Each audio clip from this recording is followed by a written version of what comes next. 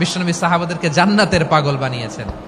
বদরের ময়দানে এই পাশে কোরাইশ, এই পাশে মুসলমানেরা, বিশ্বনবী জ্বালাময়ী ভাষণ দিলেন, বললেন কুমু ইলা জান্নাতিন আরদুহাস সামাওয়াতি ওয়াল আরদ উইদ্দাত লিল মুত্তাকিন। ও আমার সাহাবারা, ওই জান্নাতের দিকে ছোট, যেই জান্নাত আকাশ জমিন বিস্তৃত। তোমরা দেখতে পাচ্ছ এটা বদরের ময়দান না, এটা আল্লাহর জান্নাত। আওয়াজ করে পড়েন আল্লাহু আকবার।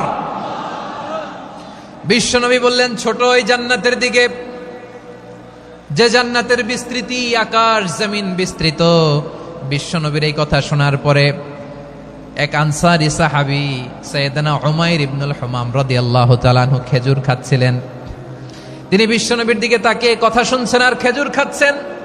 যখন বিশ্বনবী বললেন জান্নাতের দিকে ছোট, যে জান্নাত আকাশ জমিন বিস্তৃত, বিশ্বনবীর কথা শোনা মাত্র সাইয়েদনা উমাইর ইবনুল হুমাম বললেন বাহ বাহ। কি বললেন? বাহ বাহ, মানে চমৎকার, মাশাআল্লাহ, চমৎকার। আমরা ইদানিং কালে চমৎকার কিছু দেখলে ইংরেজিতে বলে ফেলি না ওয়াও ওয়াও, বাহ বাহ, মাশাআল্লাহ। বিশ্বনবী বললেন মা ইয়াহমিলুকা আলা কওলিকা বাহ বাহ ইয়া উমাইর। ও উমাইর, আমার এই কথা শুনে তুমি কেন বললা বাহ বাহ, চমৎকার চমৎকার কেন বললা? সাইয়েদনা উমাইর ইবনে হুমাম রাদিয়াল্লাহু তাআলা আনহু বললেন ইয়া রাসূলুল্লাহ, আপনার এই কথা শুনে আমি বড্ড খুশি হয়েছি, আর আমি প্রত্যাশা করছি আমি যদি ওই জান্নাতের মালিক হতে পারি তাহলে কতই না ভালো হতো। সুবহানাল্লাহ বলেন। বিশ্বনবী বললেন ছোট ওই জান্নাতের দিকে, যে জান্নাত আকাশ জমিন বিস্তৃত। আপনার এই চমৎকার মুখনিসৃত কথা শুনে আমার হৃদয়ের মধ্যে জান্নাতি হওয়ার বাসনা জেগে উঠলো, এজন্য বলেছি বাহ বাহ, আমি যদি ওই জান্নাতে যেতে পারতাম কতই না ভালো হতো। উমাইরের কথা শুনে বিশ্বনবী বললেন ঠিক আছে উমাইর, জান্নাতে ঢোকার জন্য, এই জান্নাতের অধিবাসী হওয়ার জন্য যেহেতু তোমার এত আকাঙ্ক্ষা, আমি বলে দিলাম আনতা মিন আহলিহা, তুমি আল্লাহর ওই জান্নাতের অধিবাসী হবা। যাও উমাইর, তুমি ওই জান্নাতের অধিবাসী, ওই জান্নাতে তুমি ঢুকবা, তুমি জান্নাতি। তার মানে সহজ কথায় তুমি জান্নাতি। সুবহানাল্লাহ বলেন।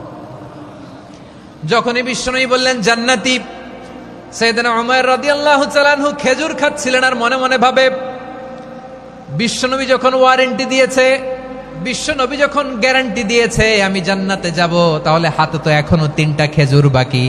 এই 3টা খেজুর যদি খাই তাহলে জান্নাতে ঢুকতে দেরি হয়ে যাবে। সুবহানাল্লাহ পড়েন। হাতে কয়টা খেজুর?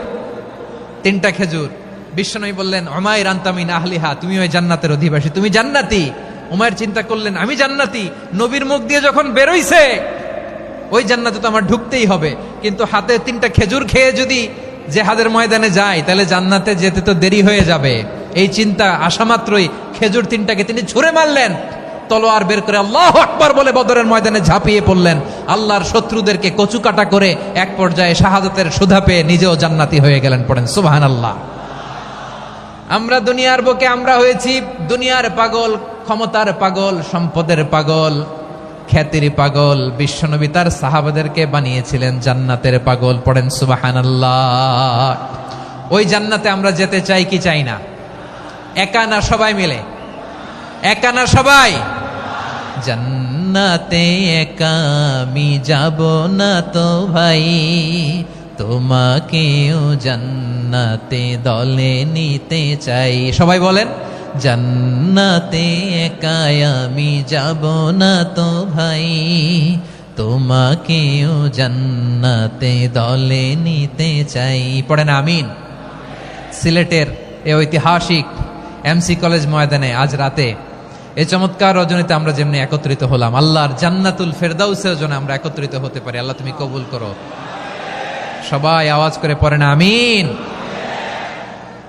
তাহলে চিন্তা করেন কিভাবে বিশ্বনবী জান্নাতকে চিত্রায়িত করেছেন সাহাবাদের সামনে, কিভাবে চিত্রায়িত করেছিলেন তিনি, যে কারণে সাহাবারা জান্নাতের পাগল হয়ে গিয়েছেন। আমরা যদি দেখি the way the prophet Muhammad পোর্ট্রেড জান্নাত,